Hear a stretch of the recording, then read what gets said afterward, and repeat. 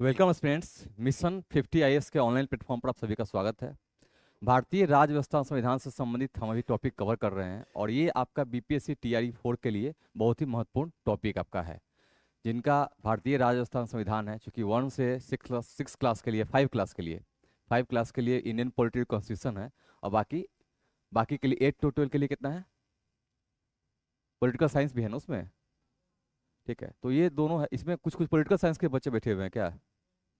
अच्छा, तो आप लोग को अलग से पढ़ाना पड़ेगा भी थोड़ा सा ये। ठीक है, कोई नहीं। यहाँ ध्यान रखना है कि इस टॉपिक से जो 40 प्रश्न आपके पूछे जा रहे हैं इंडियन पॉलिटिकल कॉन्स्टिट्यूशन से, इस प्रश्न का जो स्तर आपने देखा होगा तो जनरली क्या होता है, स्टैटिक पोर्शन से प्रश्न है। और खास करके बीपीएससी आयोग ने थोड़ा सा डिफिकल्ट बनाने के लिए कॉन्सेप्चुअल क्लियरिटी को महत्ता दी है। मतलब आपको कॉन्सेप्ट अगर आपका सही है तो आप फैक्ट गलत नहीं करेंगे। तो हम इसी प्रकार से हम टॉपिक इस प्रकार पढ़ा रहे हैं। चाहे यह क्लास ऐसी संचालित की जाएगी जिसमें आपका प्रीलिम्स ओरिएंटेड भी क्लास हो सकता है, मेंस के कुछ एस्पेक्ट्स जहां प्रीलिम्स के फैक्ट भी आपके काम आ सकते हैं कॉन्सेप्ट के लिए, उस स्टोरी को भी समझेंगे। और एक एक करके क्लास में हमारी उपस्थिति आगे बढ़ती चली जाएगी। अब्सेंट नहीं करना, अब्सेंट करिएगा तो क्लास आपका छूटेगा, क्योंकि एक टॉपिक दूसरे से इंटरलिंक होता है। अब्सेंट करने की आवश्यकता नहीं है। चलिए, मिशन अजीत, संकट मोचन, वेरी गुड, रूबी, प्रियंका, कुमारी, आभा रंजन, सभी का स्वागत है। चलिए अब टॉपिक शुरू करते हैं। देखिए, हमने अभी जो पढ़ाया है आपको, हम अभी जो कवर कर रहे हैं, कल आपको लास्ट मैंने क्या कहा था, न्याय। कल हमने लास्ट क्या कराया था? ठीक है, हमने न्याय करा रहे थे ना, न्याय आपको करा दिया था। ठीक है, हम अभी प्रस्तावना कर रहे हैं। ठीक है, प्रियम्बल हम अभी कवर कर रहे हैं। और प्रियम्बल में हम टॉपिक बाय टॉपिक, प्रियम्बल की जो भाषा है उस भाषा में हम भारत के लोग का अर्थ क्या है वो हमने बताया था, और एक एक करके उसे समझते चल रहे हैं। तो न्याय मैंने पिछला टॉपिक में कराया था, कल की कक्षा में न्याय समझाया था कि न्याय का सिद्धांत क्या है, न्याय किसे कहा था। अगला लगाइए, अगला हेडिंग लगाइए। ठीक है, लिखिए स्वतंत्रता। स्वतंत्रता, फ्रीडम, स्वतंत्रता, इंग्लिश में कर सकते हैं लिबर्टी। लिबर्टी, ऐसा क्यों ले रहा है?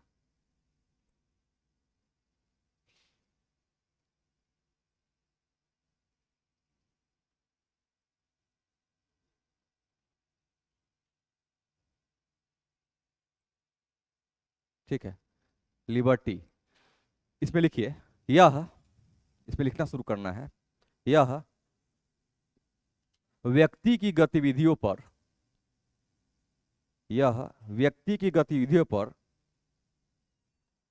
बिना किसी प्रतिबंध को लगाए हुए, यह व्यक्ति की गतिविधियों पर बिना किसी प्रतिबंध को लगाए हुए, यह व्यक्ति की गतिविधियों पर बिना किसी प्रतिबंध को लगाए हुए उनके संपूर्ण विकास, उनके संपूर्ण विकास, उनके संपूर्ण विकास के अवसर उपलब्ध कराता है। उनके संपूर्ण विकास, रूबी सिंह सुप्रभात, चलिए आगे लिखते चलिए, उनके संपूर्ण विकास के अवसर उपलब्ध कराता है, के अवसर उपलब्ध कराता है। ठीक है, आगे लिखिए, भारतीय संविधान के प्रस्तावना में, इसी में लिखना है, अलग लिखना होगा तो मैं बता दिया करूंगा। भारतीय संविधान की प्रस्तावना में, प्रस्तावना में 5 प्रकार की स्वतंत्रता का वर्णन किया गया है। भारतीय संविधान की प्रस्तावना में 5 प्रकार की स्वतंत्रता का वर्णन किया गया है,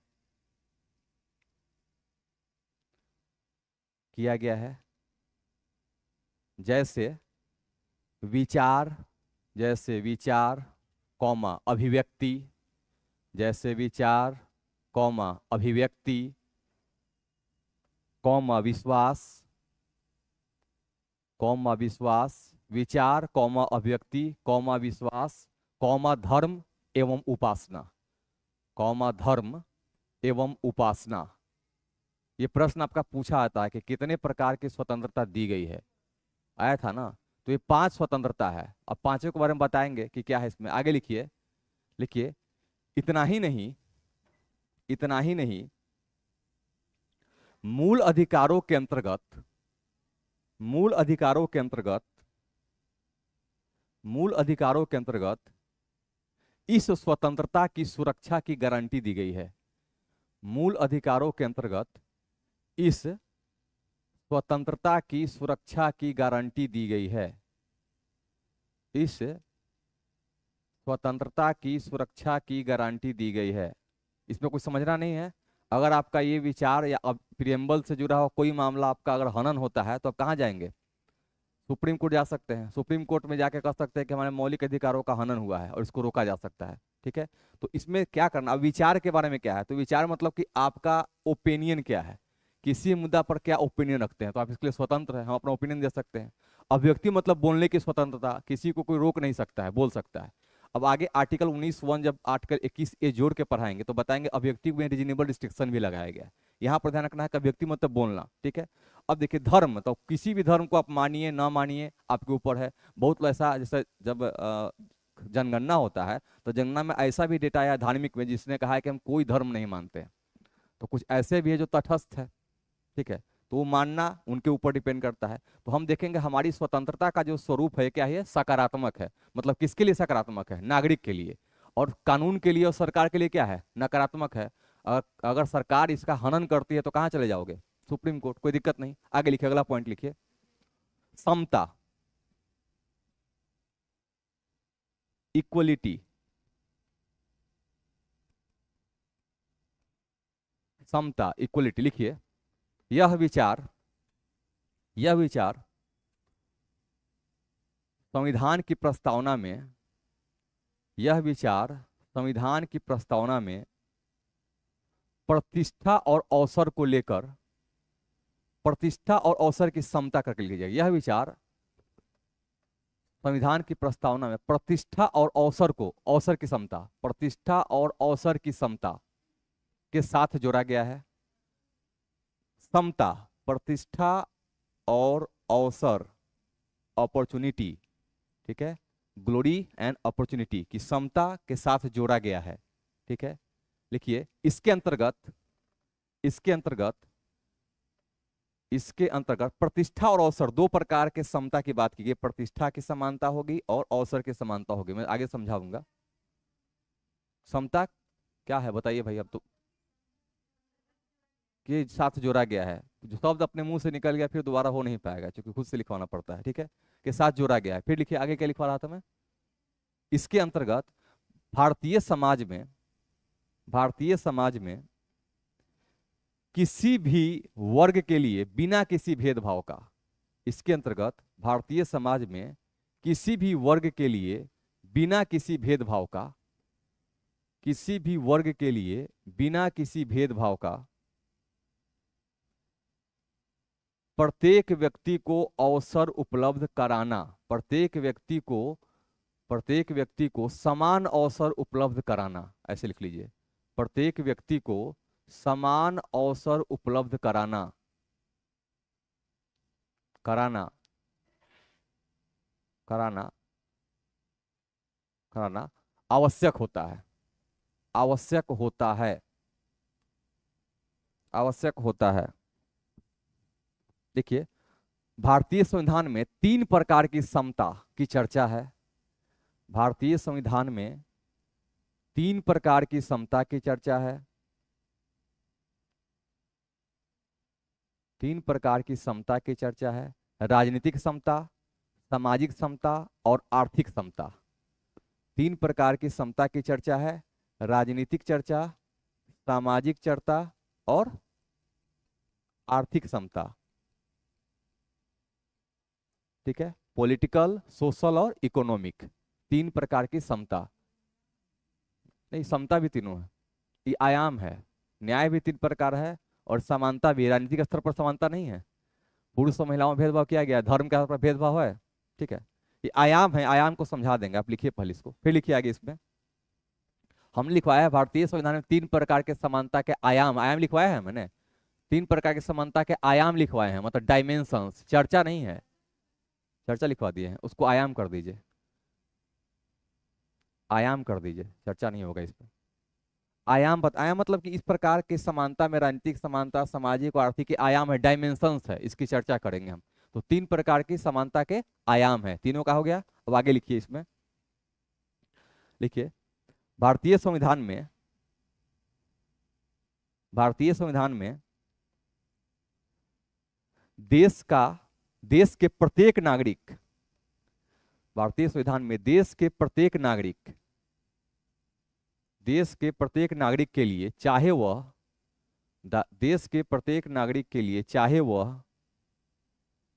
वह किसी भी धर्म, किसी भी धर्म, लिंग, जाति, किसी भी धर्म, लिंग, जाति, वंश, किसी भी धर्म, लिंग, जाति, वंश या परंपरा से जुड़ा हुआ हो, या परंपरा से जुड़ा हुआ हो,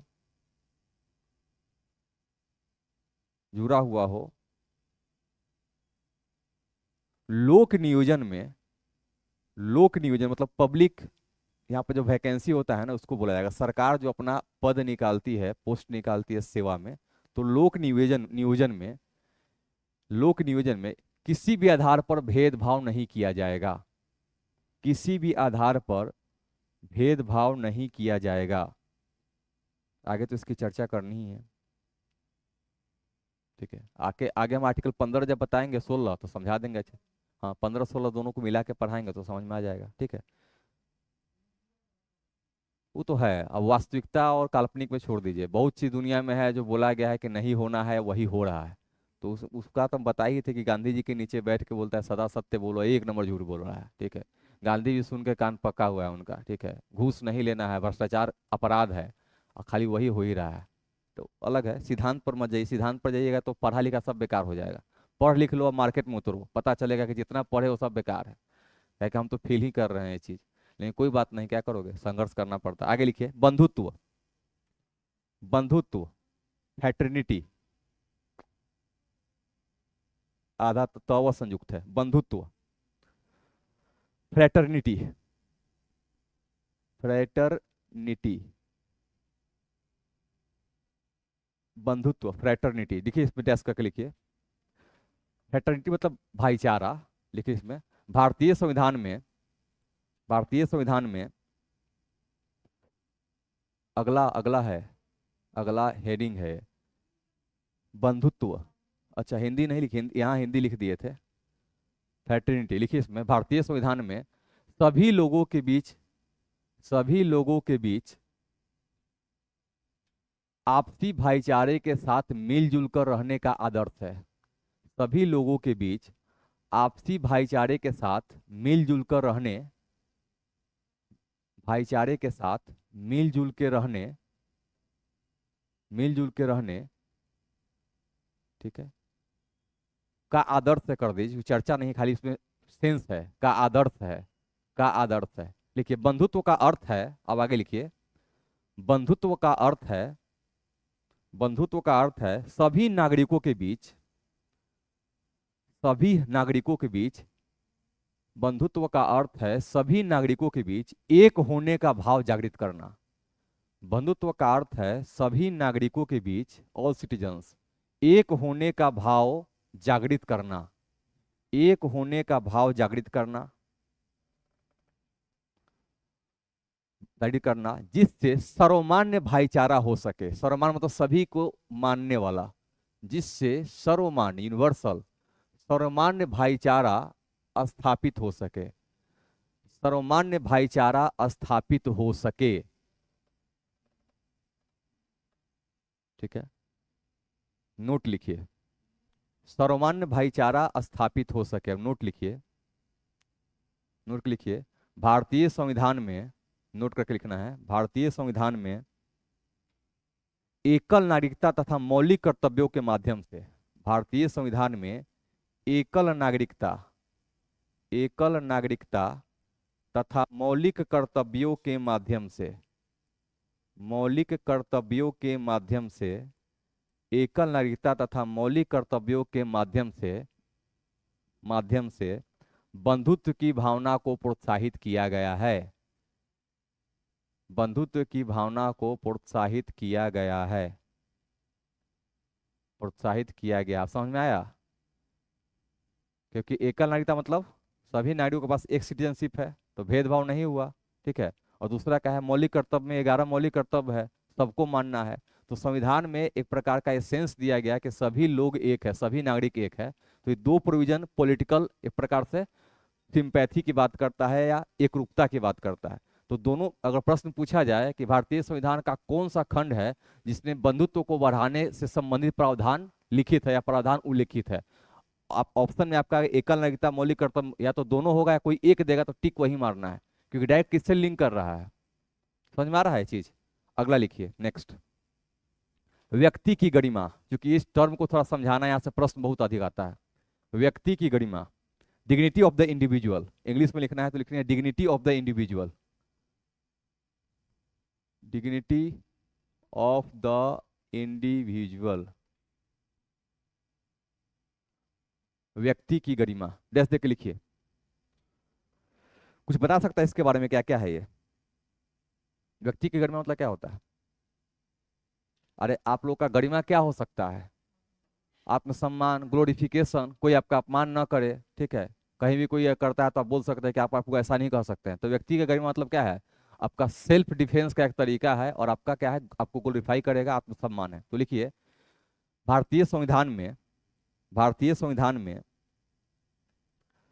प्रस्तावना में, भारतीय संविधान में प्रस्तावना द्वारा कीजिएगा, भारतीय संविधान में प्रस्तावना द्वारा, प्रस्तावना द्वारा व्यक्ति की गरिमा को स्थापित किया गया है। भारतीय संविधान में प्रस्तावना द्वारा व्यक्ति की गरिमा को स्थापित किया गया है।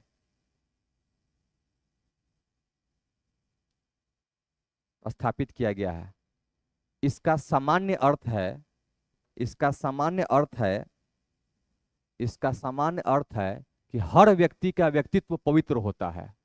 इसका सामान्य अर्थ है कि हर व्यक्ति का व्यक्तित्व, हर व्यक्ति का व्यक्तित्व पवित्र होता है। हर व्यक्ति का व्यक्तित्व पवित्र होता है, पवित्र होता है, ठीक है। लिखिए, मौलिक अधिकारों के अंतर्गत, मौलिक अधिकारों के अंतर्गत, मौलिक अधिकारों के अंतर्गत आर्टिकल 21 में इसके लिए व्यापकता प्रदान की गई है। मौलिक अधिकारों के अंतर्गत आर्टिकल 21 में इसके लिए व्यापकता प्रदान की गई है। पहले इसकी चर्चा नहीं थी, लेकिन आर्टिकल 21 को देखिएगा तो जीवन का अधिकार, सुनने का अधिकार, समझने का अधिकार, सोने का अधिकार, मतलब इतना अधिक केस स्टडी है मेनका गांधीवाद में कि मेनका गांधीवाद पढ़िएगा तो पहले, उससे पहले गोपालनवाद आएगा, गोपालनवाद के बाद मेनका गांधीवाद है। तो मेनका गांधीवाद में क्या हुआ, कहाँ छूट गया? व्यापकता प्रदान की गई है, व्यापकता प्रदान की गई है, मतलब उसका रखा, उसका सेंस रखा गया है। आर्टिकल 21 में व्यापकता प्रदान की गई है, ठीक है। अब आर्टिकल 21 में क्या है? जीवन का अधिकार है, उसके कितने आयाम हो सकते हैं? सभी प्रकार के हैं। आर्टिकल 21 से यूपीएससी में कई बार प्रश्न पूछा जा चुका है। मतलब आर्टिकल 21 के बारे में सीधा ये जानिए कि आर्टिकल 21 के बारे में इतना डिस्कशन है कि सुप्रीम कोर्ट बार बार तय कर सकता है। अभी ज्यादा अगर गर्मी पड़ेगा तो कह देगा सुप्रीम कोर्ट कि सबको एसी, सबके घर में एसी रखने का अधिकार, वो भी आ जाएगा आर्टिकल 21 में। जब बहुत अधिक गर्मी करेगा तो कोटा से आपको एसी मिलना शुरू हो जाएगा। इन फ्यूचर में होना है, फिक्स रखिएगा कि कोटा में कर देगा, वहाँ पीडीएस सिस्टम में एसी मिलेगा कम दाम पर। गरीब कहाँ से लगा पाएंगे, तो देगा। तो यहाँ पर सीधे के आर्टिकल 21 का ऐसा प्रावधान है, अभी जल्दी नहीं करेगा, हम लोग के बुढ़ापा के बाद, इतना खुश होने की जरूरत नहीं है, ठीक है। बिजली भी सब तो ऑलरेडी सब्सिडी दे ही रहा है, कुछ ना कुछ करेगा प्रोविजन, ठीक है। तो यहाँ ध्यान रखा है कि आर्टिकल 21 का, आर्टिकल 21 का सेंस ये होना है कि किसी प्रकार के व्यक्ति से संबंधित कोई भी मुद्दा हो, जैसे आपको एकांत में बैठे हुए कोई आदमी आके आपको अगर जगा देता है तब भी आप कोर्ट जा सकते हो, लेकिन भारत में इतना प्रचलित नहीं है। अमेरिका में ये सब चीज है। अमेरिका में क्या है कि रात को कोई सोया हुआ है पड़ोसी, आप पड़ोस में तुम गाना बजा दोगे तो पुलिस को फोन कर देता है, इतना अधिक व्यक्तिवाद है। लेकिन भारत में है कि भारत में चलता है, कोई दिक्कत नहीं। आगे लिखिए नेक्स्ट, लिखिए राष्ट्र की एकता एवं अखंडता।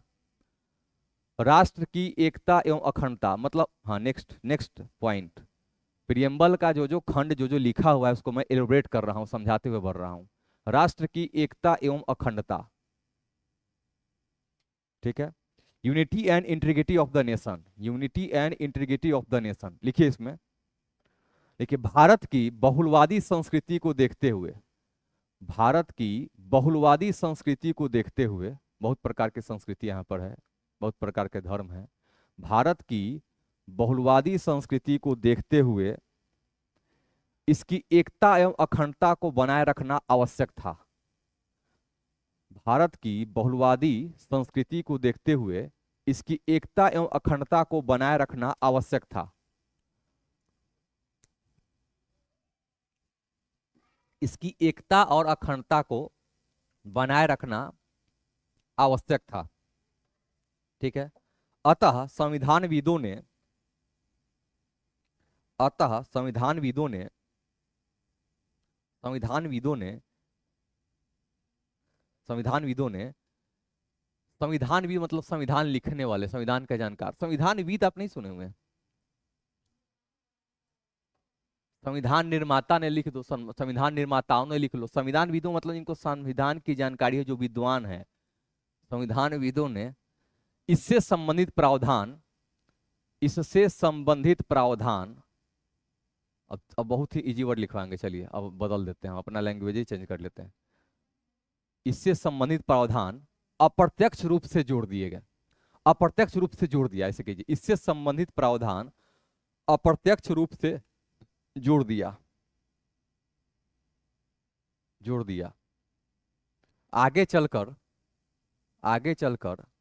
42वें संविधान संशोधन अधिनियम 1976 के द्वारा आगे चलकर 42वें संविधान संशोधन अधिनियम 1976 42nd कॉन्स्टिट्यूशनल अमेंडमेंट एक्ट 1976 42वें संविधान संशोधन अधिनियम 1976 के द्वारा भारतीय संविधान के भाग कितना में 4 क में भारतीय संविधान के भाग 4 क में, प्रश्न यहां से हमेशा आता है, भारतीय संविधान के भाग 4 क में 11 मौलिक पहले के 10 मौलिक कर्तव्य जोड़े गए। भारतीय संविधान के भाग 4 क में 10 मौलिक कर्तव्य जोड़े गए। 10 मौलिक कर्तव्य जोड़े गए, जबकि 11वां मौलिक कर्तव्य कब जोड़ा गया है? जबकि 11वां मौलिक कर्तव्य, जबकि यहां से प्रश्न आता है तो इसको रट जाना है, जबकि 11वां मौलिक कर्तव्य बहुत लेट 86वें संविधान संशोधन अधिनियम, कोई दिक्कत नहीं, 86वें संविधान संशोधन अधिनियम 2002 के द्वारा जोड़ा गया है। 2002 के द्वारा जोड़ा गया। ठीक है, हाँ ठीक है, तो जोड़ा गया। फिर लिखिए इसी समय मतलब इसी अधिनियम द्वारा, ऐसे लिखिए इसी अधिनियम द्वारा प्रस्तावना में एकता शब्द के स्थान पर एकता और अखंड शब्द जोड़ा गया। इसी अधिनियम द्वारा प्रस्तावना में एकता के स्थान पर एकता एवं अखंडता शब्द जोड़ा गया। एकता को रिप्लेस कर दिया गया एकता एवं अखंडता से। इसी अधिनियम द्वारा प्रस्तावना में एकता के स्थान पर एकता एवं अखंडता शब्द को जोड़ा गया। अकेले एकता काफी नहीं थी, तो अखंडता को भी साथे ला दिया गया। ठीक है, एकता एवं अखंडता को शामिल किया गया या जोड़ा गया। ठीक है, यहां से प्रश्न हमेशा आएगा, प्रश्न भी पूछता है, आया हुआ है बीपीएससी में प्रश्न। मैं बता रहा हूँ प्रियम्बल इसलिए ज्यादा थोड़ा डिफाइन कर रहा हूँ, जहां डिफाइन नहीं करना वहां नहीं करेंगे खुद हम। ठीक है, क्योंकि हमको खुद क्लास थोड़ा जल्दी ले चलना है।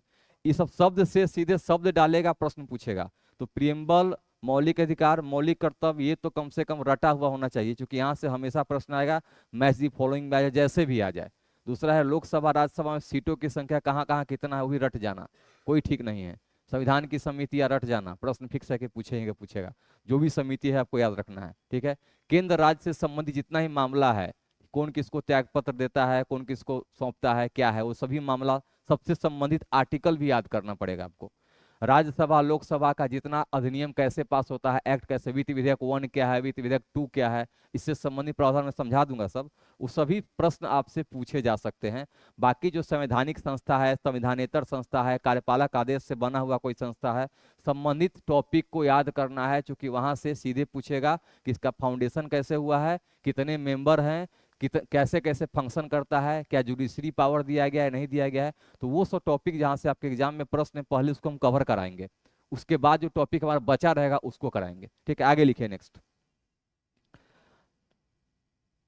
एक मेंस का है तो यहाँ लिखवाना नहीं, समझा देते हैं। प्रस्तावना की उपयोगिता क्या है, अगर पूछा जाए कि प्रस्तावना क्यों जरूरी था तो क्या बताइएगा?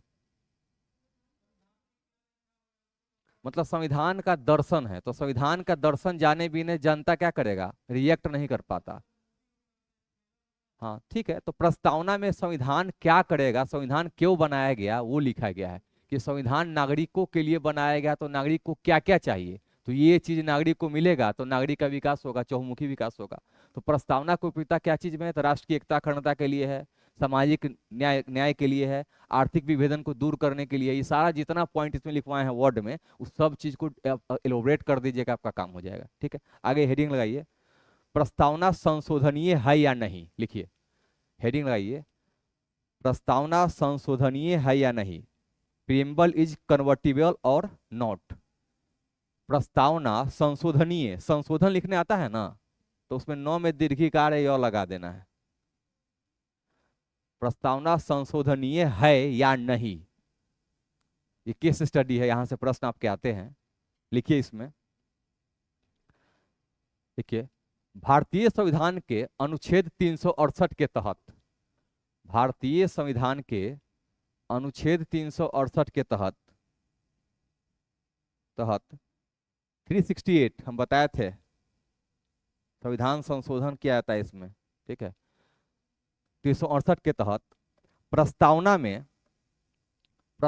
में संशोधन से संबंधित, प्रस्तावना में संशोधन से संबंधित वाद है, प्रस्तावना में संशोधन से संबंधित वाद है, संबंधित वाद है। ठीक है, पहला पॉइंट लिखिएगा, लिखिए केशवानंद भारती बनाम, केशवानंद भारती बनाम केरल राज्य संघ, केशवानंद भारती बनाम केरल राज्य, केशवानंद भारती बनाम केरल राज्य कब है ये, 1973। बेरुवाड़ी हम लिखवाते हैं, बेरुवाड़ी अभी लिखवाएंगे, आप लिखिए ना, हमको पहले अपने तरीके से लिखवाने दीजिए। लिखिए, फिर लिखिए दूसरा, लिखिए बेरुवाड़ी, बेरुवाड़ी संघ केस 1960। बेरुवाड़ी पश्चिम बंगाल का जगह है जिसको दे दिया गया था, किसको, पश्चिम बंगाल का जगह इसको किसको दे दिया गया था, बांग्लादेश को, तो केस कर दिया था कि भारत के अथी को तोड़ कैसे सकते हैं। बेरुवाड़ी संघ केस 1960, 1960। ठीक है, अब नीचे लिखिए 1960, ठीक है 60 ही है। अब नीचे लिखिए, इसमें पैराग्राफ चेंज के लिखिए बेरुवाड़ी संघ मामला, लिखिए ना बेरुवाड़ी संघ केस मामला, बेरुवाड़ी संघ केस मामला, केस मामला, केस मामला में, केस मामला में सुप्रीम कोर्ट ने, सुप्रीम कोर्ट ने यह स्पष्ट किया, सुप्रीम कोर्ट ने यह स्पष्ट किया, यह स्पष्ट किया कि प्रस्तावना संविधान का भाग नहीं है। सुप्रीम कोर्ट ने यह स्पष्ट किया कि प्रस्तावना संविधान का भाग नहीं है, कि प्रस्तावना संविधान का भाग नहीं है, अतः इसमें संशोधन नहीं किया जा सकता, अतः इसमें संशोधन नहीं किया जा सकता, अतः इसमें संशोधन नहीं किया जा सकता, अमेंड इसको नहीं किया जा सकता है, अतः इसे संशोधन नहीं किया जा सकता है।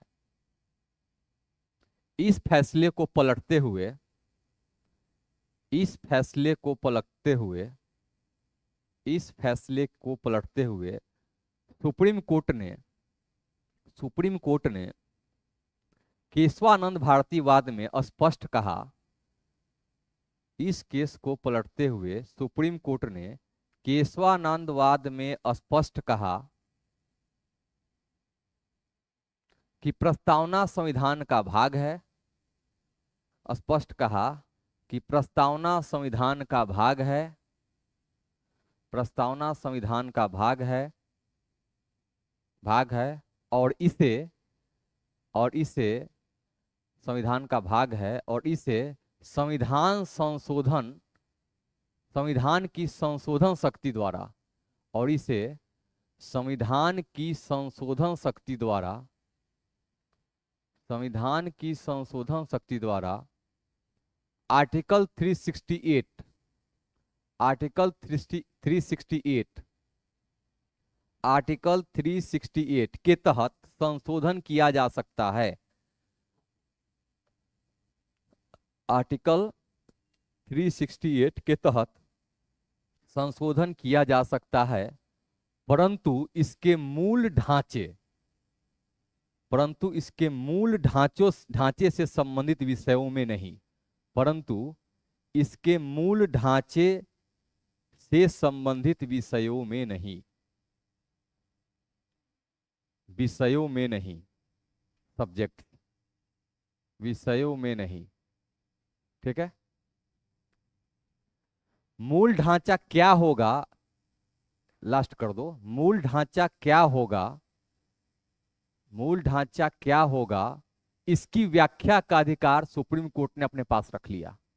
मूल ढांचा क्या होगा या क्या है, इसकी व्याख्या का अधिकार सुप्रीम कोर्ट ने अपने पास रख लिया, का अधिकार सुप्रीम कोर्ट ने अपने पास रख लिया। मतलब क्या होगा हम बताएंगे समय समय पर। आज तक सरकार पूछ रही है कि बताओ ना भाई क्या है बेसिक स्ट्रक्चर, तो बोलता है बताएंगे। मैंने नहीं बताया कि मूल ढांचा में क्या होगा या मूल ढांचा क्या है, इसके विवेचना का अधिकार किसने अपने पास रख लिया, सुप्रीम कोर्ट ने। अभी भी कोई केस स्टडी चल रहा है क्या, अभी कोई मामला चल रहा है ऐसा? कोई भी संवैधानिक मामला होता है जहां पर सुप्रीम कोर्ट को कूदना पड़ता है, तो सुप्रीम कोर्ट जैसे ही कोई लॉ आएगा और सुप्रीम कोर्ट को कुछ नहीं समझ में आएगा कैसे हम सरकार के इस लॉ को तोड़े या कैसे हम इंटरवीन करें, हस्तक्षेप करें, तो तुरंत कहेगा कि बेसिक स्ट्रक्चर को टच करता है। अब जैसे ही बेसिक स्ट्रक्चर बोलेगा, सुप्रीम कोर्ट के पास पावर अपने आप आ जाएगा करने का, कूदने का, तो तुरंत क्या करेगा, सरकार के मामले में कूद पड़ेगा। अब सरकार कहेगी अब बताइए क्या है बेसिक स्ट्रक्चर, तो बोलता है कि खोज रहे हैं, मिलेगा तो कुछ ना कुछ निकाल देगा मौलिक अधिकार से जुड़ा हुआ नागरिक पर सब कुछ। मतलब यार एक चीज याद रखना है, कोई भी चीज सरकार हो, मशीनरी हो, बिजनेस हो, सब चीज किस पर खेलता है, नागरिक पर। हर चीज में नेता किस पर खेल जाता है, जनता पर। तो यहाँ भी सुप्रीम कोर्ट किस पर खेलेगा, नागरिक पर। बोलेगा नागरिकों के लिए ये चीज सही नहीं है, हो गया काम खत्म। तो जब भी ध्यान रखना है कि जब बेसिक स्ट्रक्चर के बारे में पूछा जाएगा, प्रस्तावना में कितने, प्रस्तावना में संशोधन करने की शक्ति किससे प्राप्त हुई है, कौन सा केस, केशवानंद भारतीवाद। ठीक है, बेरवाड़ी संघ रहेगा तो ऑप्शन में नहीं मारना है, लेकिन प्रस्तावना से संबंधित पहला वाद कब आया है तो क्या बताना है, बेरवाड़ी संघ। याद रहेगा, याद रहेगा, प्रस्तावना से संबंधित संशोधन का पहला वाद बेरवाड़ी संघ। बेरवाड़ी क्या है, एक जगह है जो पश्चिम बंगाल में था, जिसको हमने क्या किया था, बांग्लादेश को देना था, और वहां से कुछ 24 परगना का जिला का कुछ क्षेत्र हमको लेना था।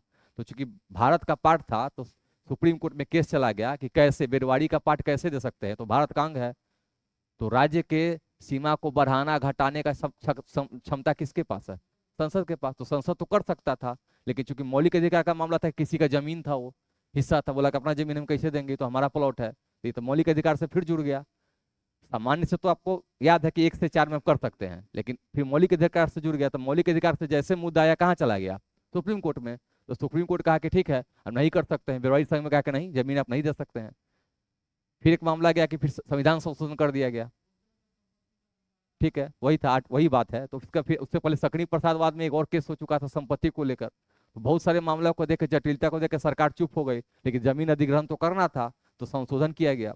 और लास्ट में फिर सुप्रीम कोर्ट में मामला गया, तो सुप्रीम कोर्ट थोड़ा सा रियायत बढ़ती है, कहे कि नहीं ठीक है, संविधान की शक्ति है, मतलब संविधान का पाठ ही है प्रस्तावना। पहले इसलिए बोल रहा था कि पाठ नहीं है, उसको अलग से पेश किया गया है, तो पाठ नहीं है तो संविधान में कैसे संशोधन कर दीजिएगा। बाद में कहेगा उद्देशिका प्रस्ताव के रूप में रखा गया है, मूल दर्शन है तो पाठ है। समझ में आ गया, कोई दिक्कत? इस टॉपिक को समझ लेना है, नहीं समझोगे तो प्रश्न गलत होगा। आप साइलेंट कीजिए मोबाइल, आपका डेली कॉल आ रहा है, ठीक है, आप मोबाइल को एकदम साइलेंट कर रख दीजिए, उसको विश्राम करने दीजिए, विश्राम अवस्था में। ठीक है, आगे लिखिए। ये केस स्टडी हो चुका है, कोई दिक्कत नहीं। ठीक है, मूल ढांचे से प्रश्न आता है, हो गया खत्म। अगला टॉपिक में आइए, भारत संघ एवं उसका राज्य क्षेत्र। हेडिंग लगाइए, भारत संघ एवं उसका राज्य क्षेत्र।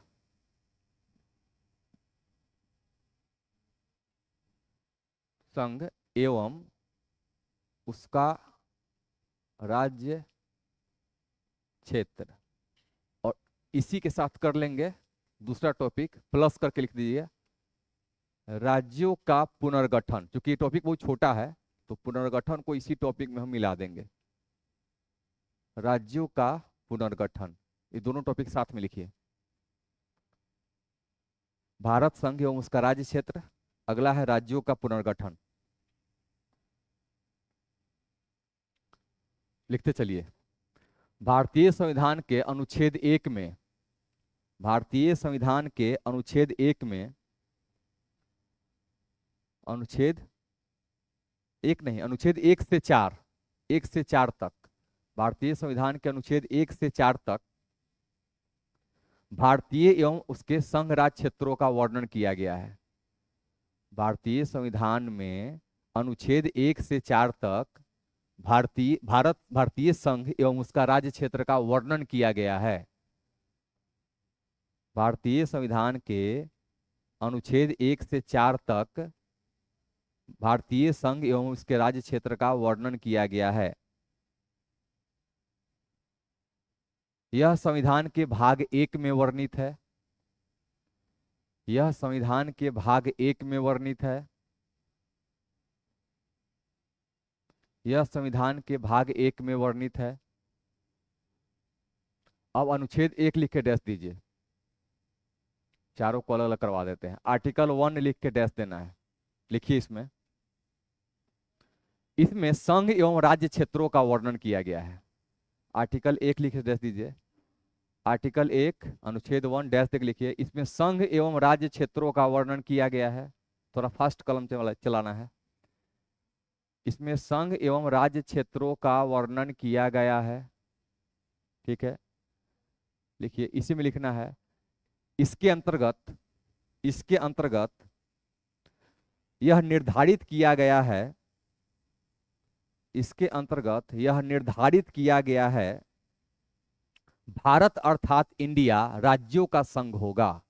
इसके अंतर्गत यह निर्धारित किया गया है, भारत अर्थात इंडिया राज्यों का संघ होगा। इसी में से इंडिया हटाने के लिए बातचीत चल रहा था बीच में।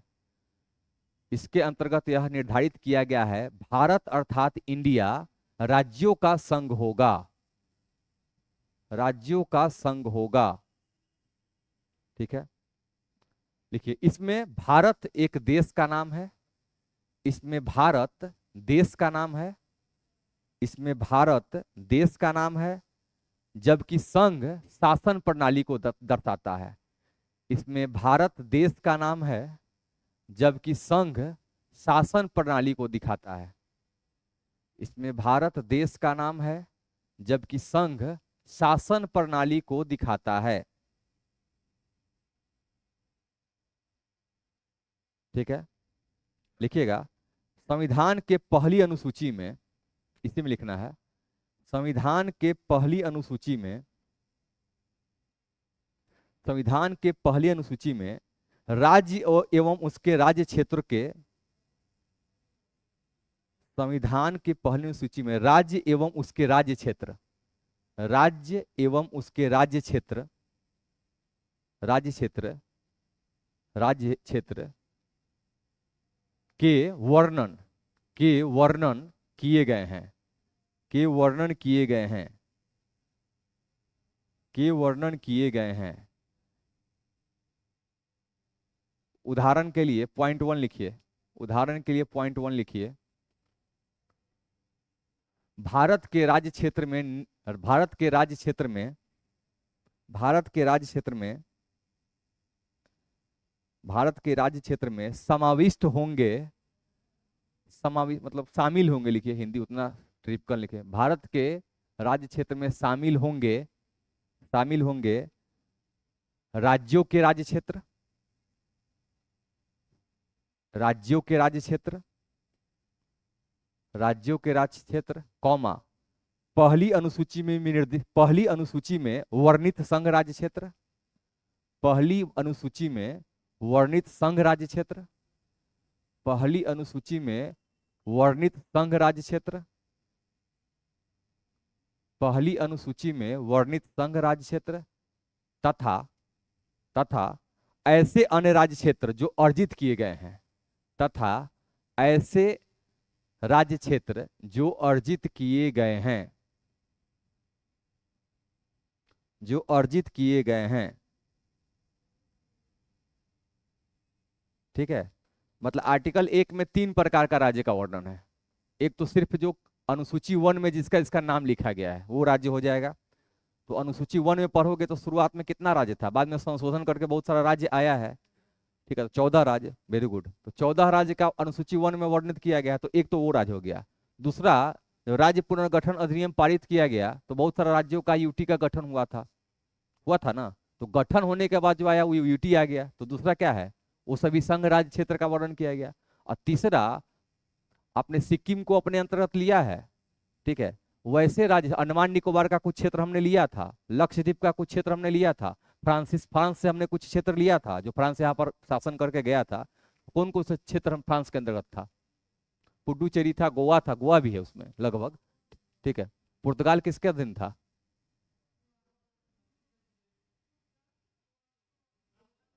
अच्छा, ठीक है ना। और ये जो ठीक है, और बंबई के पास जो क्षेत्र है, बंबई के पास कुछ क्षेत्र दादर और नागर हवेली किसके अंतर्गत था, कैसे कैसे होगा, सब तुम लोग मिस कर दिए हो। चलो कोई नहीं, आगे कराएंगे। तो वो जो क्षेत्र, सिंपल ही समझना है कि वैसे क्षेत्र जो भारत के कब्जे में भी नहीं है, तो वो क्षेत्र जो भारत अर्जित करेगा वो भी कहाँ चल जाएगा, आर्टिकल 1 में। मतलब अगर अभी हाल फिलहाल में बलूचिस्तान में जो हंगामा हुआ, तो बलूचिस्तान का क्षेत्र का अगर हम लोग कब्जा करें तो किस में जाएगा वो, आर्टिकल 1 में। कि कुछ क्षेत्रों को हम कहाँ मिलाएंगे, भारत संघ में मिलाएंगे। जब तक आर्टिकल 1 में उसको हम ऐड नहीं करेंगे तब तक वो भारत का हिस्सा नहीं माना जाएगा, उस पर हमारी संप्रभुता कायम नहीं होगी, क्योंकि संविधान यही कहता है। तो जो भी क्षेत्र हम लोग कब्जा करते हैं उसको कहाँ जोड़ देते हैं, अनुसूची 1 में और आर्टिकल 1 में। कोई दिक्कत। अब आर्टिकल 2 लिखिए, इसमें कुछ समझने में दिक्कत है तो पूछ सकते हो, मोबाइल छोड़ के। ठीक है, आर्टिकल 2 लिख के दस दीजिए, अनुच्छेद 2 लिख के देखिए इसमें, नए राज्यों का अनुच्छेद 2 आर्टिकल 2 लिख के डैश देना है, उसमें लिखना है नए राज्यों का प्रवेश या स्थापना, नए राज्यों का प्रवेश एवं स्थापना। देखो, इस अनुच्छेद के माध्यम से संसद, इस अनुच्छेद के माध्यम से भारतीय संसद कर देना, इस अनुच्छेद के माध्यम से भारतीय संसद नए राज्यों की स्थापना कर सकती है, माध्यम से भारतीय संसद नए राज्यों की स्थापना कर सकती है, नए राज्यों की स्थापना कर सकती है। लिखो, संसद को नए राज्यों की स्थापना कर सकती है, फिर आगे लिखिए पूर्ण विराम के बाद, संसद को आर्टिकल 2 के तहत दो शक्ति प्राप्त है। संसद को आर्टिकल 2 या अनुच्छेद 2 के तहत दो शक्ति प्राप्त है। संसद को अनुच्छेद 2, आर्टिकल 2 या अनुच्छेद 2 के तहत दो शक्ति प्राप्त है। पहला, पहला लिखिएगा, पहला हिंदी में, नए राज्यों को संघ में शामिल करने की शक्ति। पहला, नए राज्यों को संघ में शामिल करने की शक्ति। पहला, नए राज्यों को संघ में शामिल करने की शक्ति। दूसरा, नए राज्यों को स्थापित करने की शक्ति। दूसरा, नए राज्यों को स्थापित करने की शक्ति। एक तो नया राज्य को संघ में शामिल करेगा या नया राज्य बना देगा। नए राज्यों को स्थापित करने की शक्ति, स्थापना कर सकता है।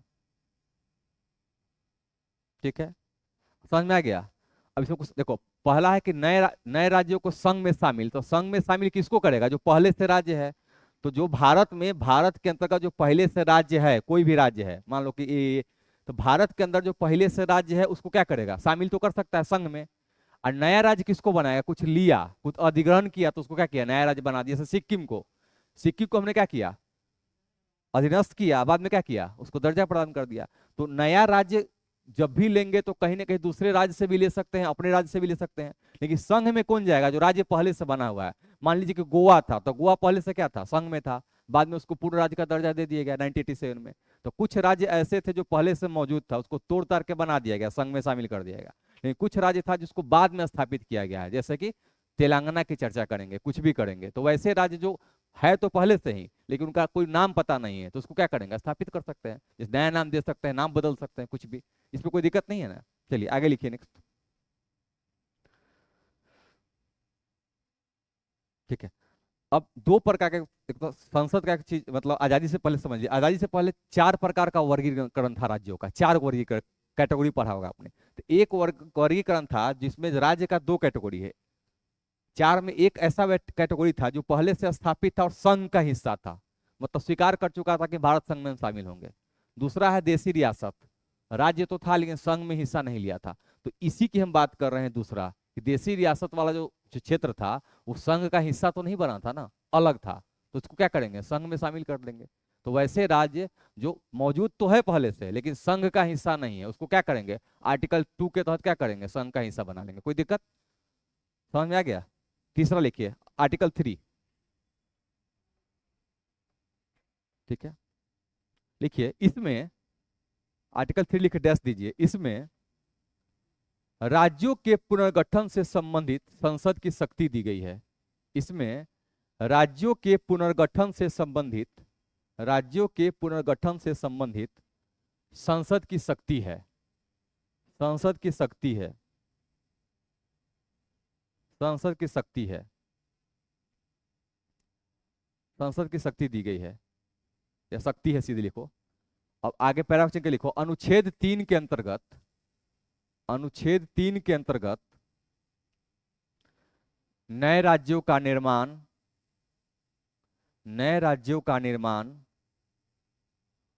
और वर्तमान राज्यों के क्षेत्र या सीमा, ऐसे लिखिएगा, अनुच्छेद 3 के अंतर्गत नए राज्यों का निर्माण और वर्तमान राज्यों के क्षेत्रों, और वर्तमान राज्यों को के क्षेत्रों, सीमाओं या नामों में परिवर्तन से संबंधित, नए राज्यों के क्षेत्रों, सीमाओं और नामों में परिवर्तन से संबंधित, सीमा क्या लिखना है, वर्तमान राज्यों के क्षेत्रों, सीमाओं और नामों में परिवर्तन से संबंधित, संबंधित प्रावधान है, प्रावधान है। ठीक है, अब इसमें ABCD कर दो, A नंबर में लिखो, इसमें ABCD में लिखना है, A नंबर में लिखिए। ए में लिखो, किसी राज्य के, किसी राज्य से, किसी राज्य से उसके क्षेत्र को अलग करके, किसी राज्य से उसके क्षेत्र को अलग करके, अलग करके, या दो या दो से अधिक राज्यों को, या दो या दो से अधिक राज्यों को, राज्यों को या राज्यों के भागों को, दो या दो से अधिक राज्यों को या राज्यों के भागों को, भागों को मिलाकर नए राज्य का निर्माण कर सकती है, मिलाकर नए राज्य का निर्माण कर सकती है,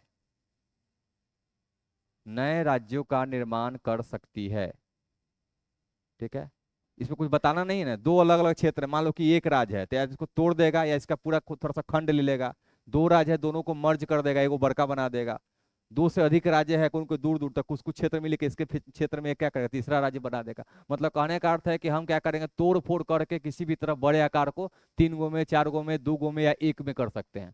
दो राज्यों को मर्ज भी कर सकते हैं, दो राज्यों को तोड़ भी सकते हैं, दो राज्य के किसी किसी हिस्सा को मिला के तीसरा राज्य क्रिएट कर देंगे। जैसे गोवा कैसे बनाया गया है, गोवा का कोई औचित्य है, महाराष्ट्र है, नीचे क्या है, कर्नाटका है, छोटा सा क्षेत्र गोवा दे दिया गया। अब गोवा क्यों दिया गया, क्योंकि पुर्तगाल के अधीन रहा था तो शासन का व्यवस्था अलग था, ईसाई आबादी था। अब मराठी और कर्नाटकी मिलकर उसको मार देते सबको, भाषा का दिक्कत हो जाता। तो कहा कि इसको भाई यूटी बनाओ, पहले यूटी बना के पहले शासन सिखाओ, अल्लाह उसने क्या किया, राज्य बना दिया। तो ऐसे क्षेत्रों का बी नंबर पॉइंट लिखिए, बी लिखिए, किसी राज्य के क्षेत्र को बढ़ा सकती है, किसी राज्य के क्षेत्र को बढ़ा सकती है। सी नंबर, किसी राज्य के क्षेत्र को घटा सकती है। सी नंबर, किसी राज्य के क्षेत्र को घटा सकती है। डी नंबर, किसी राज्य की सीमा में परिवर्तन कर सकती है। हम तो सीधे लिखवाते हैं राज्य के क्षेत्र को हम लिखवाते हैं बढ़ा सकती है, घटा सकती है, सीमा में परिवर्तन कर सकती है, बाकी तो लिखवाते ही नहीं, लेकिन आप लोगों के लिए पूरा लिखवाया जा रहा है। ठीक है, किसी राज्य के क्षेत्र को बढ़ा सकती है, किसी राज्य के क्षेत्र को घटा सकती है, किसी की राज्य के सीमा में परिवर्तन कर सकती है, किसी राज्य की सीमाओं में परिवर्तन कर सकती है, बाउंड्री में किसी राज्य की सीमाओं में परिवर्तन कर सकती है। कुछ लोग फास्ट लिख रहे हैं और कुछ लोग कछुआ पर बैठे हुए हैं। ठीक है, राज्य की सीमाओं को परिवर्तन कर सकती है, किसी राज्य के नाम में परिवर्तन कर सकती है, किसी राज्य के नाम में अरे सीधा लिखो ना, क्षेत्र को बढ़ा सकती है, लिखना क्षेत्र बढ़ा सकती है, क्षेत्र घटा सकती है, नाम में परिवर्तन कर सकती है, सीमा में परिवर्तन कर सकती है, इसको लिख देना है सिंपल में। ठीक है, किसी राज्य के क्षेत्र को बढ़ा सकती है, किसी राज्य के क्षेत्र को घटा सकती है, किसी राज्य के नामों में परिवर्तन कर सकती है, किसी राज्य के क्या है सीमा में परिवर्तन कर सकती है। चार चीज का अधिकार है, अब पांचवा बता ही दिए हैं। मतलब आर्टिकल 3 में 5 प्रावधान है। एक तो है खिचड़ी, पहला वाला खिचड़ी है, कहीं कहीं से मिला के तोड़ ताड़ के, मतलब ये राजनीति पार्टी का काम कर रही है। दूसरा सिंपल है, किसी राज्य के क्षेत्र को बढ़ा देगा। बिहार का जो अभी बाउंड्री है, मन करेगा तो झारखंड का कुछ क्षेत्र लेके अब बिहार में जोड़ देगा, तो राज्य के क्षेत्र को बढ़ा देगा। घटाना हुआ तो बिहार का कुछ पार्ट बंगाल को दे देगा, घटा सकती है। नाम परिवर्तन, उड़ीसा नाम था, क्या हो गया ओडिशा, हुआ कि नहीं हुआ? तो उड़ीसा से ओडिशा कर दिया, नाम में परिवर्तन हो गया कि नहीं हुआ? कोई दिक्कत नहीं ना है। फिर आगे देखो, दूसरा क्या है, क्षेत्र में परिवर्तन। ठीक है, नाम में परिवर्तन के बाद क्या है, क्षेत्र में परिवर्तन, तो इसका टेरिटरी बदल देगा। टेरिटरी मतलब कि बाउंड्री बदल देगा। ठीक है, किसी दो राज्य के बीच का बाउंड्री बदल के कुछ तीसरा यहाँ पे यूटी स्थापित कर देगा, कुछ भी कर देगा। मतलब आर्टिकल 3 में सीधा है कि जितना तोड़म फोड़ करना है राज्य के साथ कर सकते हो। अब एक क्वेश्चन, टेढ़ा मेढ़ा बनाने का कारण होता है कि जो भौतिक संसाधन है, मतलब किसी राज्य के अधीन भौतिक संसाधन है, तो जब राज्य का बंटवारा होता है तो चार चीज देखा जाता है। राज्य के बंटवारा में चार चीज, एक तो कितना मिनरल है तुम्हारे पास, कितना तुम्हारा पॉपुलेशन है, कितना पर्यावरण है, ठीक है, किस प्रकार का मृदा है, कैसे लोग है, तो सारा चीज मिला के आंकड़ा दिया जाता है कि अब राज्य बनाएंगे तो सस्टेन कर जाएगा। और नहीं तो खाली अगर रिच खाली पहाड़ दे दे तो यूं मर जाएगा, खाली नदी दे दे तो बाढ़ से मर जाएगा। तो सारा चीज मिलना चाहिए, भूमि होना चाहिए, वहां पर कृषि के जोत का आकार पहले देखा जाता है, पहाड़ भी होना चाहिए, पर्यावरण के लिए वन भी होना चाहिए। तो सारा संसाधन होगा तो बनाएगा, नहीं तो नहीं बनाएगा। तो राज्य, अब राज्य को विशेष राज्य का दर्जा देने का जो भी मानक है वैसी राज्य बनाने का मानक है। तो जब भी राज्य बनाया जाएगा तो इन आंकड़ों को देखा जाएगा। आर्टिकल 4 लिखिए, आर्टिकल 4। ठीक है, लिखो, आर्टिकल 4, इस अनुच्छेद के तहत, इस अनुच्छेद के तहत आर्टिकल 2 एवं आर्टिकल 3 के लिए, इस अनुच्छेद के तहत आर्टिकल 2 एवं आर्टिकल 3 के लिए, 2 एवं आर्टिकल 3 के लिए संसद द्वारा किया जाने वाला संशोधन, आर्टिकल 2 एवं आर्टिकल 3 के लिए संसद द्वारा किया जाने वाला संशोधन, संसद द्वारा किया जाने वाला संशोधन आर्टिकल 368 के तहत संविधान संशोधन नहीं माना जाएगा। आर्टिकल 368 के तहत संविधान संशोधन नहीं माना जाएगा। ब्रजेश जी पानी आज नहीं दिए हैं। आर्टिकल 368 के तहत संविधान संशोधन नहीं माना जाएगा। इसका अर्थ है कि इसके लिए हमको आर्टिकल 368 का सहारा नहीं लेना है। सामान्य विधेयक के द्वारा बस 2 बार बेंच पर थप थप थप मार देंगे, राज्य बन जाएगा। ठीक है, तो प्रश्न पूछता है, एक प्रश्न लिखिए, लिखिए एक क्वेश्चन लिखिए, लिखिए, संसद द्वारा, संसद द्वारा नए राज्यों की स्थापना हेतु, संसद द्वारा नए राज्यों की स्थापना हेतु, हेतु किया जाने वाला संशोधन, किया जाने वाला संशोधन, किया जाने वाला संशोधन, संशोधन माना जाता है, क्वेश्चन मार्क, माना जाता है, माना जाता है। ए, ए नंबर में साधारण बहुमत द्वारा संशोधन, ए नंबर में साधारण बहुमत द्वारा संशोधन,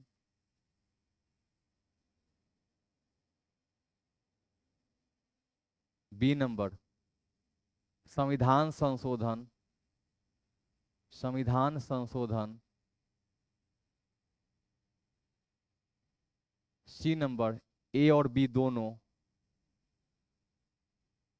सी नंबर ए और बी दोनों, D number not none of the above, C number not none of the above.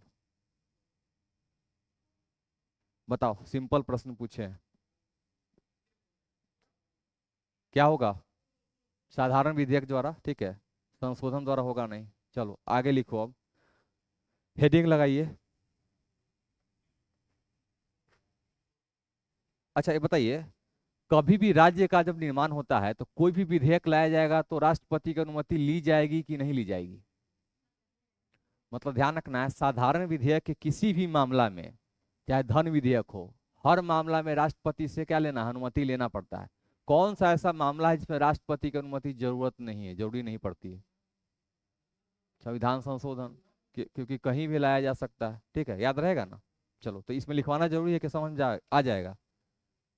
इसमें नोट में लिखवा दे, लिखो, नोट लिखो, भूल जाओगे तुम, नोट लिखो।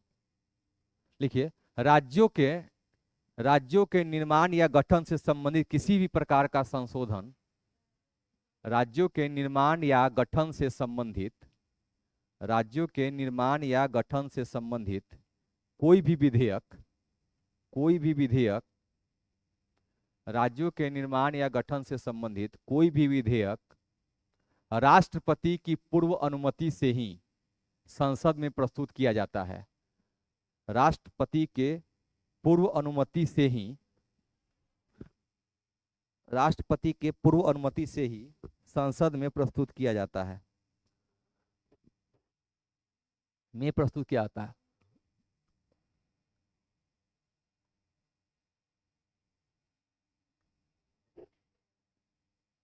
संसद में प्रस्तुत किया जाता है, ठीक है, याद रहेगा? अब लिखिए, टॉपिक लगाइए, देशी रियासतों का एकीकरण। हेडिंग लगाइए, देशी रियासतों का एकीकरण। देशी रियासतों का एकीकरण। ऑनलाइन में लिखाने थोड़ा धीरे धीरे सर जी। अच्छा सर, अच्छा, ओके रूबी, आके हम समझाएंगे, कोई दिक्कत नहीं है। समझाने के लिए बोला जा रहा है कि फ्रंट में थोड़ा आ जाइए, ठीक है, कोई नहीं। पहले इसको लिखिए, देशी रियासतों का एकीकरण। लिखिए, लिखिए, आजादी से पूर्व, आजादी से पूर्व, आजादी से पूर्व भारतीय राज्य क्षेत्र दो वर्गों में विभाजित था। आजादी से पूर्व भारतीय राज्य क्षेत्र, भारतीय राज्य क्षेत्र दो वर्गों में विभाजित था, दो वर्गों में विभाजित था। पहला ब्रिटिश भारत, पहला ब्रिटिश भारत और दूसरा देशी रियासतें। पहला ब्रिटिश भारत और दूसरा देशी रियासतें, देशी रियासतें, राजा घराना, देशी जो राज घराने हैं, देशी रियासतें, ठीक है। आगे लिखिए, इसमें स्वतंत्रता के पश्चात, स्वतंत्रता के पश्चात, के पश्चात ब्रिटिश भारत में 9 प्रांत, ब्रिटिश भारत में 9 प्रांत और लगभग 552 देशी रियासतें मौजूद थी। 9 प्रांत और लगभग 552, 552, लगभग 552 देशी रियासतें, देशी रियासतें मौजूद थी, देशी रियासतें मौजूद थी, ठीक है। जिनमें से, जिनमें से 549 देशी रियासतें, 549, जिनमें से 549 देशी रियासतें, 549, 549 देशी रियासतें आसानी से भारतीय संघ में शामिल हो गई, आसानी से भारतीय संघ में शामिल हो गई। आसानी से भारतीय संघ में शामिल हो गई, जबकि 3 रियासतें, कौन कौन है भाई? जूनागढ़ और जम्मू एंड कश्मीर। जबकि 3 रियासतें, नाम लिख लो, हैदराबाद, जूनागढ़ एवं जम्मू एवं कश्मीर। जबकि 3 रियासतें, हैदराबाद, जूनागढ़ एवं जम्मू एंड कश्मीर, भारत संघ में मिलने से, भारत संघ में मिलने से, भारत संघ में मिलने से इनकार कर दिया। भारत संघ में मिलने से इनकार कर दिया, इनकार कर दिया। लिखिए, लिखना है, इन्हें इन्हें इन्हें रियासती मंत्रालय द्वारा, रियासती मंत्रालय, कौन थे हेड? वल्लभ भाई पटेल। रियासती मंत्रालय द्वारा द्वारा द्वारा बाद में भारत में मिलाया गया, बाद में भारत में मिलाया गया। जूनागढ़ को जनमत संग्रह द्वारा मिलाया गया, जूनागढ़ को जनमत संग्रह द्वारा, जो याद रखना है, जूनागढ़ को जनमत संग्रह द्वारा, जनमत संग्रह द्वारा। हैदराबाद को ऑपरेशन पोलो नामक पुलिस कार्रवाई द्वारा, हैदराबाद को ऑपरेशन पोलो नामक पुलिस कार्रवाई द्वारा, ऑपरेशन पोलो नामक पुलिस कार्रवाई द्वारा। पूजा राम, ठीक है, लिखिए, लिखते चलिए, लिखवाते चल रहे हैं। ऑपरेशन पोलो नामक पुलिस कार्रवाई द्वारा। जबकि जम्मू एंड कश्मीर को, जबकि जम्मू एंड कश्मीर को विलय पत्र के द्वारा भारत में मिला लिया गया। जबकि जम्मू एंड कश्मीर को, J&K लिख देना ना शॉर्ट में, जम्मू एंड कश्मीर को विलय पत्र के द्वारा, विलय पत्र,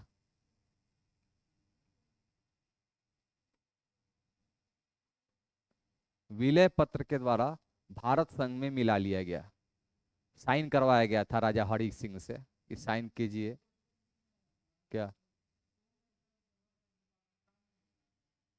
पाकिस्तान में जूनागढ़, जूनागढ़, हैदराबाद का नवाब पाकिस्तान में मिलना तो चाहता था, लेकिन उसकी भौगोलिक स्थिति ऐसी थी कि मिल नहीं सकता। गलती है, हाँ, ऐसे अगर पूछा, सामान्य क्वेश्चन पूछेगा तो तीनों का तीनों मुस्लिम लीग से प्रभावित था, जम्मू कश्मीर मिलना चाहता था, मिलना तो तीनों चाहता था, लेकिन करीबी मामला पूछेगा कि एकदम भागने के तैयार था तो जूनागढ़।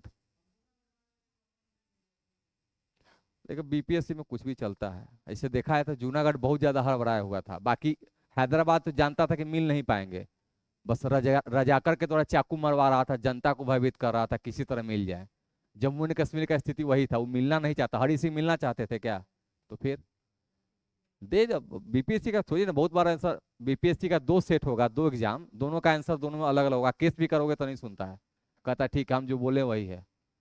तो पिछला आंसर कुछ है बीपीएससी का, अगला आंसर कुछ और सरकार मानेगी। अब जाइएगा तो कहिएगा गलती से दे दिए थे, अब हट गया, अब ये वाला ही आंसर होगा। हर साल 2 आंसर अलग अलग हो जाता है, तो क्या कीजिएगा, वो तो मजबूरी आप लोगों का। उतना अधिक शोध करने की जरूरत थी उन लोगों को, क्योंकि पूछा जाएगा कि मिलना चाहता था तो जूनागढ़ का लोकेशन देखिए आप, गुजरात का, वही मिलना चाहता था। क्या उसका जिन्ना बार बार भेज रहे थे, लियाकत अली खा आ जा रहा था बार बार, नवाब था ही वहां का, ठीक है। अब कहेगा कि तीन मिलना, तो तीनों अब मिलना चाहता तो इसी वक्त 552 का 552 नहीं मिल जाता, तो 3 गो तो बोला था। हैदराबाद स्वतंत्र रहना चाहता था, हैदराबाद का पहला नीति था कि या तो हम स्वतंत्र रहेंगे या तो हम पाकिस्तान में जाएंगे। नहीं, पहला उसका प्रायोरिटी था स्वतंत्र रहना चाहता था, कि हम स्वतंत्र अस्तित्व कायम रखेंगे, और दूसरा ऑप्शन था कि नहीं तो हम पाकिस्तान से मिलेंगे, जो कि पॉसिबल नहीं था। जम्मू एंड कश्मीर का भी यही बात था, वो स्वतंत्र रहना चाहता था हरि सिंह, या तो फिर भारत में रहना चाहता था, पाकिस्तान में जाना नहीं चाहता था। लेकिन वहाँ की जनता जो थी, वहाँ की पाकिस्तानी साइड के कबायले वाला, वो चाहती थी कि यहाँ पर आ जाए। चलो तो चर्चा आगे, वो हिस्ट्री का सेक्शन क्या है यहाँ पर खोलोगे, आगे लिखिए नेक्स्ट। अब लिखिए, अब हेडिंग थोड़ा प्रीलिम्स ओरिएंटेड थोड़ा चीज लिखवाते हैं, लिखिए इसमें। विभिन्न राज्यों की राजधानियों के नाम परिवर्तन। विभिन्न राज्यों की राजधानियों के नाम परिवर्तन। की राजधानियों के नाम परिवर्तन। इसके बाद फिर हम राज्यों का पुनर्गठन करेंगे। इस पे लिखिए वर्ष 1991, पॉइंट कर लीजिए, ए नंबर लिखिए, वर्ष 1991, 1991, वर्ष 1991 में, 1991, वर्ष 1991 में केरल की राजधानी त्रिवेंद्रम का नाम तिरुअनंतपुरम कर दिया गया। केरल की राजधानी त्रिवेंद्रम, केरल की राजधानी त्रिवेंद्रम का नाम, त्रिवेंद्रम का नाम तिरुअनंतपुरम कर दिया गया। तिरुअनंतपुरम कर दिया गया। तिरुअनंतपुरम कर दिया गया। तिरुअनंतपुरम कर दिया गया। हो गया। बी नंबर लिखिए, वर्ष 1996 में, बी नंबर, वर्ष 1996 में तमिलनाडु एवं महाराष्ट्र की राजधानी, तमिलनाडु एवं महाराष्ट्र की राजधानी क्रमशः मद्रास एवं बंबई का नाम, क्रमशः मद्रास एवं बंबई का नाम, बंबई का नाम चेन्नई एवं मुंबई कर दिया गया। समझ में आ गया ना, क्रमशः लिखवा दिए हैं, मतलब महाराष्ट्र का था बंबई, उसको कर दिया गया मुंबई, और तमिलनाडु का था मद्रास, उसको कर दिया चेन्नई। मैंने लिखवाया है वर्ष 1996 में तमिलनाडु एवं महाराष्ट्र की राजधानी मद्रास एवं क्रमशः मद्रास एवं बंबई का नाम चेन्नई एवं मुंबई कर दिया गया। मतलब महाराष्ट्र का पहले नाम क्या था, महाराष्ट्र की राजधानी का नाम क्या था पहले, बंबई, इसको क्या कर दिया गया। अब मद्रास का नाम पहले क्या था, तमिलनाडु के राजधानी का नाम मद्रास नाम था, क्या कर दिया गया इसको, अभी क्या नाम है, चेन्नई। तो यही किया, कब किया गया, 1996 में, ईयर पूछता है, ध्यान रखना है। आगे लिखो नेक्स्ट, वर्ष 2011 में, सी नंबर, सी नंबर, वर्ष 2011 में, वर्ष 2011 में पश्चिम बंगाल की राजधानी कलकत्ता का नाम बदलकर कोलकाता कर दिया गया। वर्ष 2011 में पश्चिम बंगाल की राजधानी कलकत्ता का नाम बदलकर कोलकाता कर दिया गया।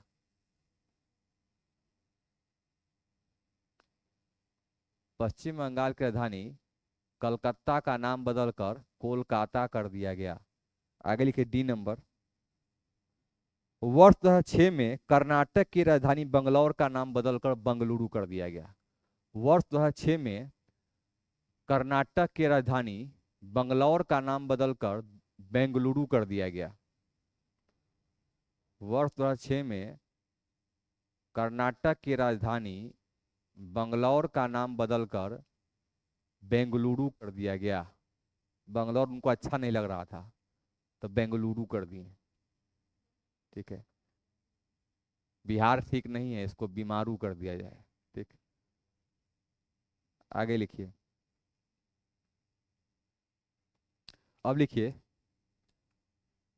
मूल संविधान 19, हेडिंग लगाना है, मूल संविधान 1949 के तहत, मूल संविधान 1949 के तहत भारतीय संघ एवं राज्य क्षेत्रों का वर्गीकरण। मूल संविधान,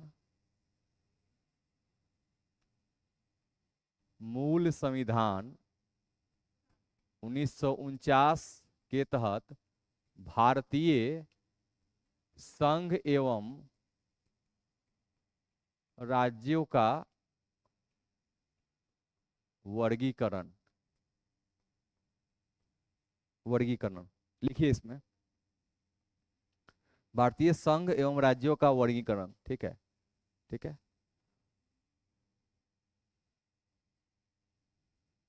अब देखिए इसमें संघ तो था नहीं, सब राज्य से मिलकर बना हुआ है। अब आगे लिखिए इसमें, लिखिए यह चार लिखना, यह मतलब भारतीय संघ, चार, चार कैटेगरी की हिंदी में क्या कहते हैं, श्रेणी, यह 4 श्रेणी में विभक्त था। यह 4 श्रेणी में विभक्त था। यह 4 श्रेणी में विभक्त था। पहला पॉइंट लिखिए, भाग भाग क में, भाग क में 1935 के भारत शासन अधिनियम में, भाग क में 1935 के भारत शासन अधिनियम में प्रांत का दर्जा पाने वाले, भाग क में 1935 के भारत शासन अधिनियम में प्रांत का दर्जा पाने वाले, प्रांत का दर्जा पाने वाले राज्य थे। प्रांत का दर्जा पाने वाले राज्य थे, मतलब 1935 के भारत शासन अधिनियम में जिसको प्रांत का दर्जा दिया गया था उसको कहाँ रखा गया? भाग क में। बी नंबर लिखिए, भाग ख में, भाग ख में बड़े आकार के देशी रियासतों को रखा गया था। भाग ख में क ख मतलब क्या लगता है कि नर्सरी में पढ़ने के बाद नहीं पढ़ना पड़ेगा, जीवन भर पढ़ना है, ठीक है। भाग ख में बड़े आकार के, बड़े आकार के देशी रियासतों को रखा गया था। देशी रियासतों को रखा गया था, जैसे हैदराबाद, मैसूर, जैसे हैदराबाद, मैसूर, ईटीसी। हैदराबाद, मैसूर, ईटीसी कह बहुत है। ये क्या था? भाग ख है। और लिखो भाग ग में, भाग ग में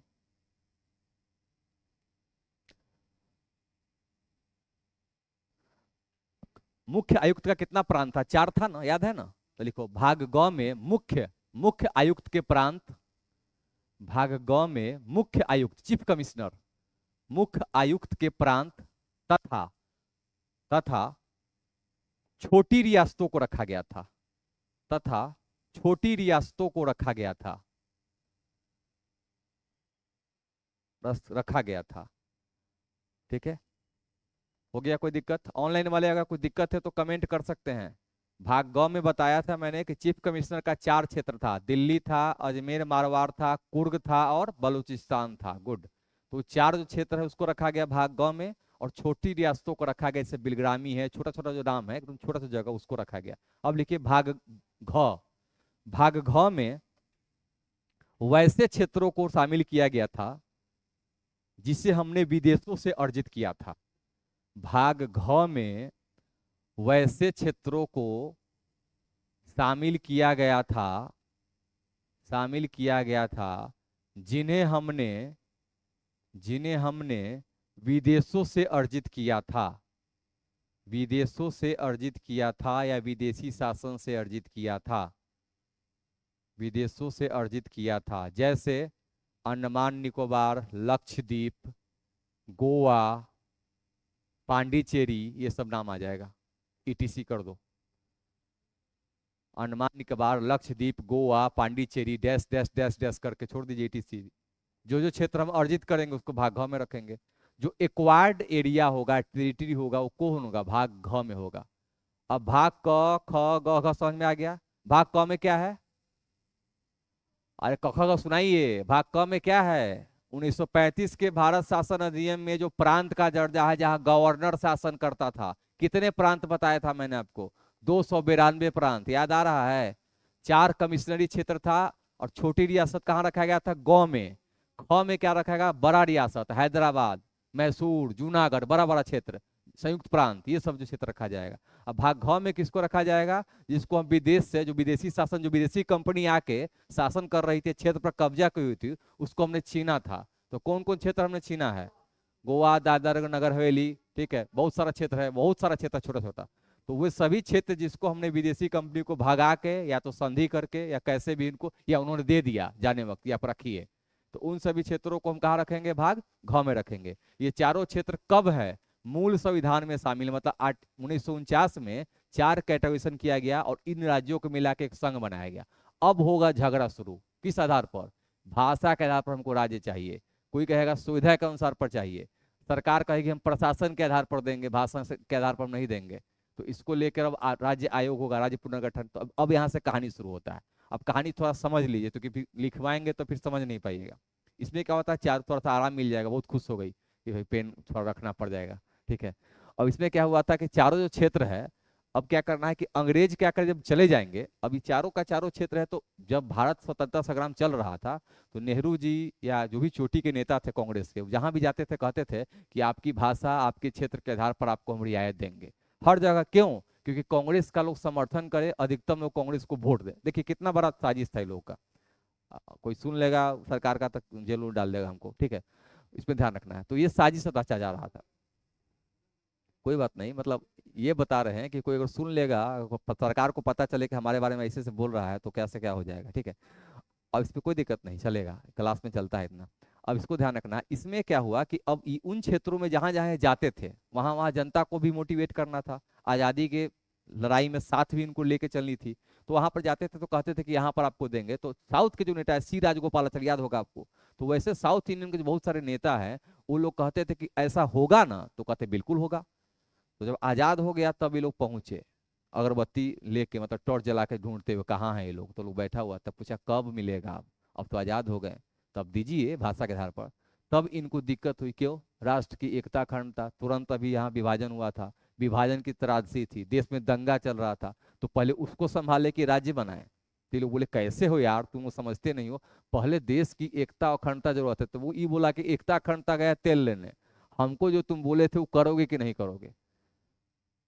तो कुछ नेता बोला अड़ गया, तो वो लोग साउथ में जाके क्या करने, आंदोलन करने लगे। किसके खिलाफ? तो देश में दो प्रकार की धारा चल रही है। एक तो ये लोग बिजी है कि किसी तरह देश न टूटे, संविधान बन रहा है, सब कुछ काम हो रहा है। दूसरा वो लोग आंदोलन शुरू कर दिया कि किसी भी तरह हमको राज्य बनाइए। कुछ दिन साथ दिया, उसके बाद वो लोग शुरू, इधर तांडव समाप्त हुआ तो उधर तांडव नृत्य शुरू हो गया कि अब हमको नया राज्य बनाइए, अब हम ऐसे नहीं रहेंगे, भाषा वाला दिक्कत हो रहा है। ये ऐसा क्यों होता है कि सभी जो नेता है उनकी महत्वाकांक्षा जग गई थी, तो उनको लगता था कि अब तो मुख्य प्रधानमंत्री तो ले गया ही, अरे तो मुख्यमंत्री तो बनाओ। तो उस राज्य में आंदोलन चलाएंगे तो राज्य के नेता का चहेता कौन बनेंगे? हम। तो हमको क्या मिलेगा? सत्ता मिलेगा। समझ में आ रहा है? ये कहानी चल रही है। तो इस कहानी के डायग्राम, इसके बैकग्राउंड का मैंने बता दिया। अब आगे लिखिए, नेक्स्ट लिखिए, लिखिए। टाइम में भी है ना, थोड़ा बढ़ा देते हैं। सर तो अभी आने वाले हैं क्या सर? पूछते हैं, पूछ लीजिए, पूछिए। अरे पूछ लीजिए, अगर सर आ गए हैं क्या, क्लास होगी। अरे बोलिए महाराज, आ रहे हैं, ठीक है। कोई इस पे खाली राज्य लिख दो। अब लिखो, एक और लिखो, बस एक पॉइंट लिखो ना बस, ठीक है। लिखो बाद में, मतलब हाँ लिखो, बाद में लिख सकते हो, बाद में, बाद में, इसी में लिखना है, पैराग्राफ चेंज के बाद में इस वर्गीकरण का, उपरोक्त उपरोक्त वर्गीकरण का, उपरोक्त वर्गीकरण का, उपरोक्त वर्गीकरण का परिवर्तन करते हुए, परिवर्तन करते हुए, परिवर्तन करते हुए भारतीय संघ में, भारतीय संघ में, भारतीय संघ में चार खंडों में, चार खंडों में राज्यों का निर्माण किया गया। चार खंडों में राज्यों का निर्माण किया गया, राज्यों का निर्माण किया गया, किया गया। क नंबर में लिखिए, फिर क ख का पढ़ाएंगे। क, क में लिखिए असम, असम, असम, असम। क में डैश लिखिए, असम, बिहार, कॉमा लिख लीजिए, असम, बिहार, मध्य प्रदेश, पंजाब, उड़ीसा,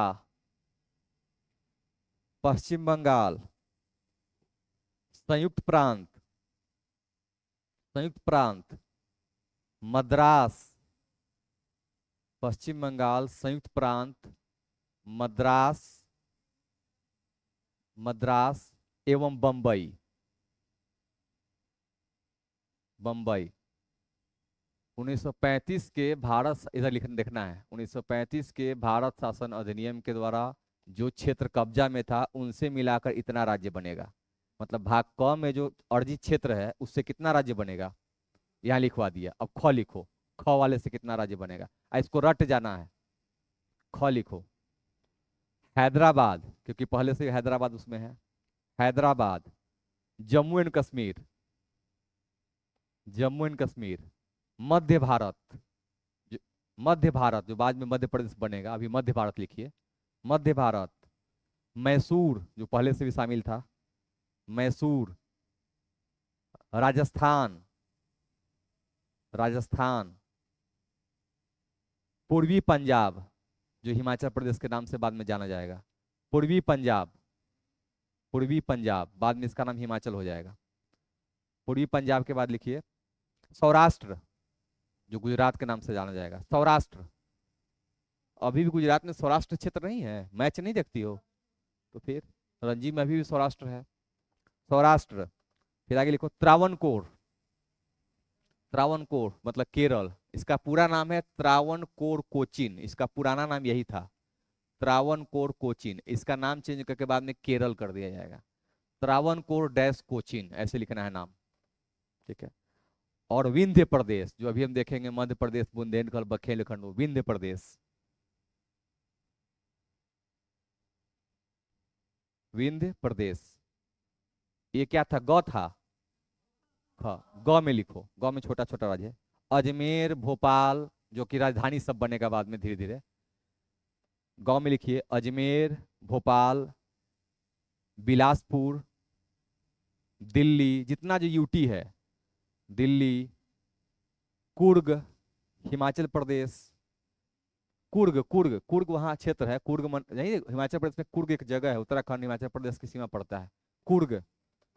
हाँ, कुर्ग के बाद दिल्ली, हिमाचल प्रदेश हो गया।